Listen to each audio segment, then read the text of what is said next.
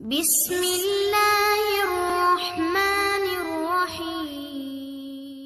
السلام علیکم۔ نماز کے بارے میں کچھ باتیں۔ قیامت کے دن سب سے پہلے بندے سے اس کی نماز کا حساب لیا جائے گا۔ نماز مومنوں پر مقرر وقتوں پر فرض ہے۔ نماز برے اور بے حیائی کے کاموں سے روکتی ہے۔ نماز کی درستگی باقی اعمال کی بھی درستگی ہے، اور نماز کی خرابی باقی اعمال کا بگاڑ ہے۔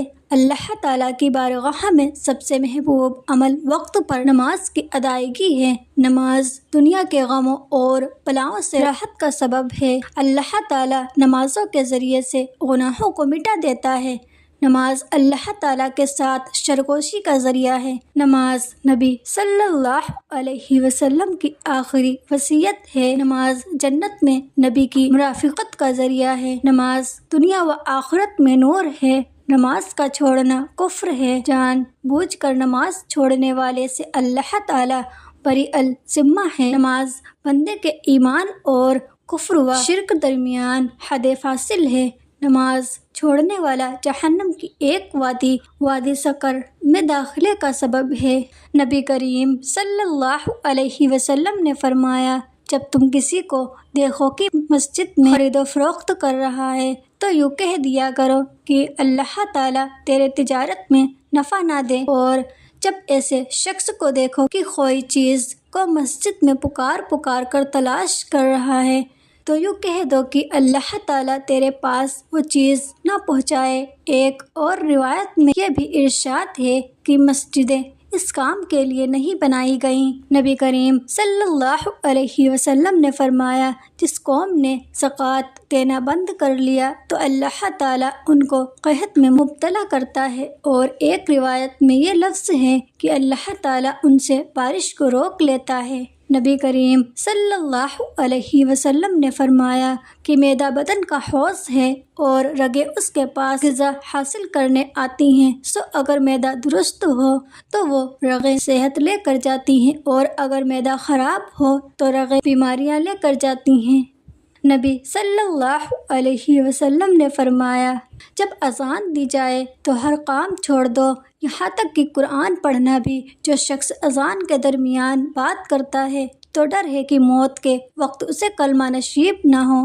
نبی کریم صلی اللہ علیہ وسلم نے فرمایا، 3 کام ایسے ہیں کہ جو شخص ان کو کرے گا ایمان کا ذائقہ چکھے گا۔ صرف اللہ کی عبادت کرے اور یہ عقیدہ رکھے کہ سوائے اللہ کے کوئی عبادت کے لائق نہیں، اور اپنے مال کی زکوٰۃ ہر سال اس طرح دے اس کا نفس اس پر خوش ہو اور اس پر آمادہ کرتا ہو، یعنی اس کو روکتا نہ ہو۔ صلی اللہ علیہ وسلم نے فرمایا، سفید بال ختم نہ کرو، کیونکہ وہ مسلمان کا نور ہے۔ جس کا حالت اسلام میں بال سفید ہوتا ہے، نور ہے، تو اس کے بدلے میں اللہ تعالیٰ اس کے لیے ایک نیکی لکھ دیتا ہے، اس کے بدلے میں اس کی ایک غلطی ختم کر دیتا ہے، اور اس کے بدلے میں اس کا ایک درجہ بلند کر دیتا ہے۔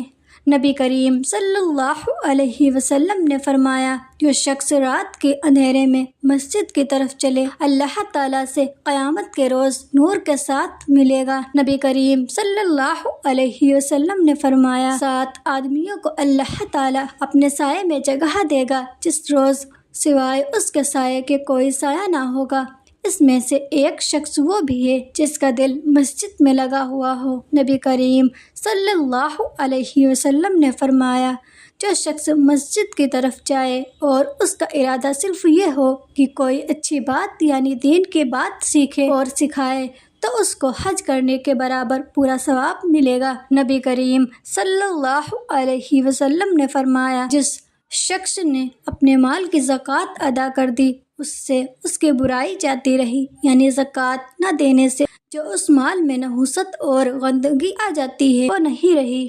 نبی کریم صلی اللہ علیہ وسلم نے اپنے حج میں اپنی بیویوں کی طرف سے ایک گائے کی قربانی کی، اور ایک روایت میں ہے کہ آپ نے بقرعید کے دن حضرت عائشہ کی طرف سے گائے کی قربانی کی۔ نبی کریم صلی اللہ علیہ وسلم نے ایک دمبے کی اپنی طرف سے قربانی فرمائی اور دوسرے دمبے کے ذبح میں فرمایا کہ یہ قربانی اس کی طرف سے ہے جو میری امت میں سے مجھ پر ایمان لایا اور جس نے میری تصدیق کی۔ نبی کریم صلی اللہ علیہ وسلم نے فرمایا، بدبودار ترکاریوں سے یعنی پیاز اور لہسن سے بچو کہ ان کو کھا کر مسجدوں میں نہ آؤ۔ اگر تم کو ان کو کھانے کی ضرورت ہی ہو تو ان کی بدبو کو آگ سے مار دو، یعنی پکا کر کھاؤ، کچی کھا کر مسجد میں نہ آؤ۔ نبی صلی اللہ علیہ وسلم نے فرمایا، دوسروں تک پہنچاؤ چاہے تم ایک آیت ہی جانتے ہو،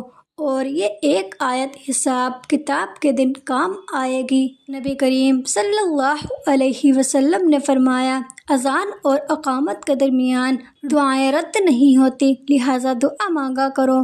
نبی کریم صلی اللہ علیہ وسلم نے فرمایا، جو شخص تم میں اللہ اور رسول پر ایمان رکھتا ہو اس کو چاہیے کہ اپنے مال کی زکوٰۃ ادا کرے۔